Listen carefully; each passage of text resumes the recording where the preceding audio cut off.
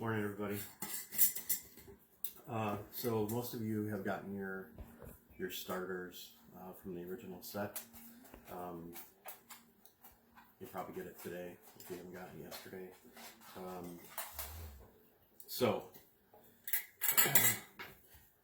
After your initial feed, you're going to get up in the next morning and hopefully you're going to look in your jar and you're going to see this. Nice and bubbly. Your question is going to be, okay, well, what do I do with it now? Well, you're going to feed it again, exactly like you did yesterday.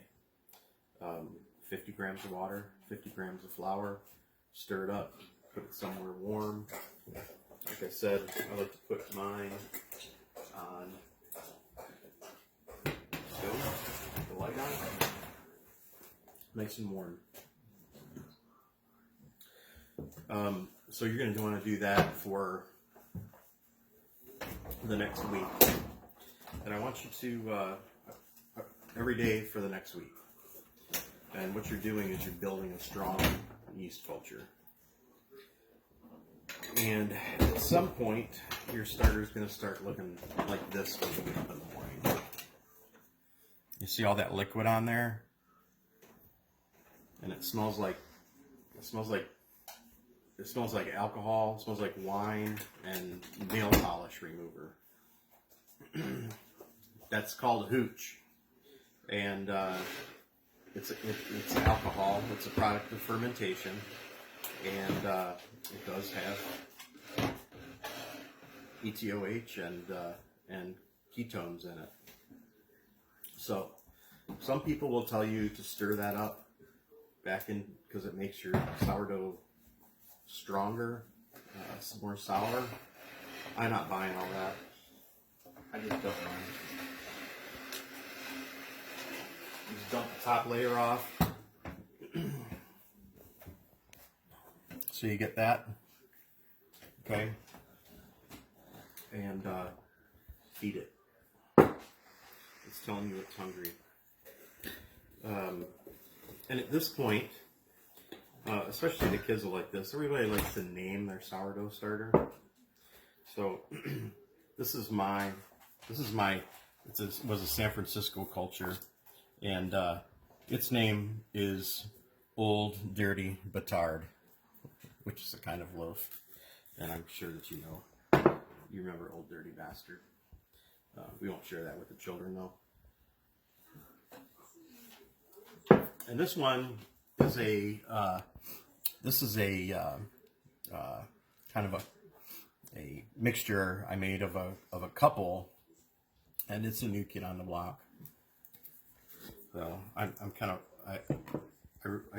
like playing with my starters, as you can tell, and they all turn out a little bit different. So when I feed my starters, I actually use a clean utensil to mix each one, so that I don't mix one yeast or bacteria into my other jars. So if you do want to get more than one started,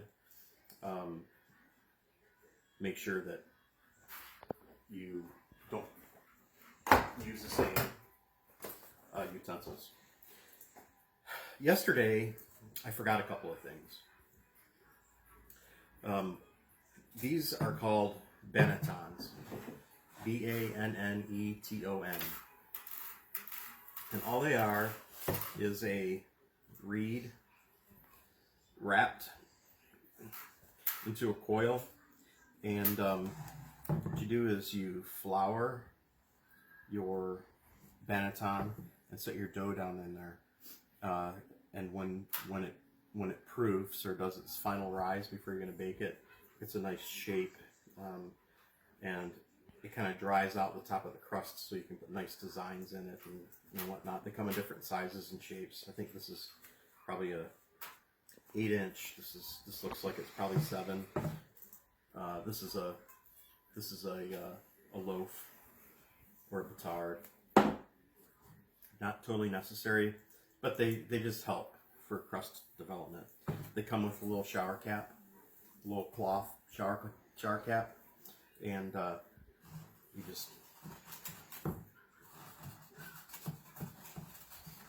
they serve two purposes. Because you put flour in there, and you don't want to wash these. When you put them away, they keep the flour in so they don't make a big mess. But also, when you have a dough in there, you put it up like yay, put it in the refrigerator, and let it do its cold ferment in there. I'm using terms that we'll talk about later, but chulos, they're cheap. They're like $6 or $7 on Amazon. It doesn't really matter where you get them from. I think I got mine from Breadtopia, but those help.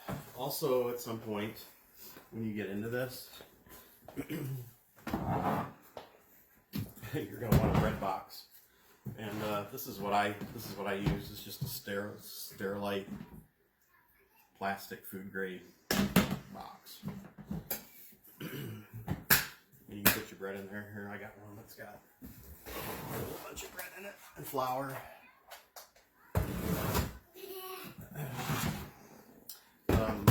Let's see. That's about it. If you have any questions, let me know. I just sent everybody that asked for a starter to be sent from the group formation yesterday. I sent them all out this morning.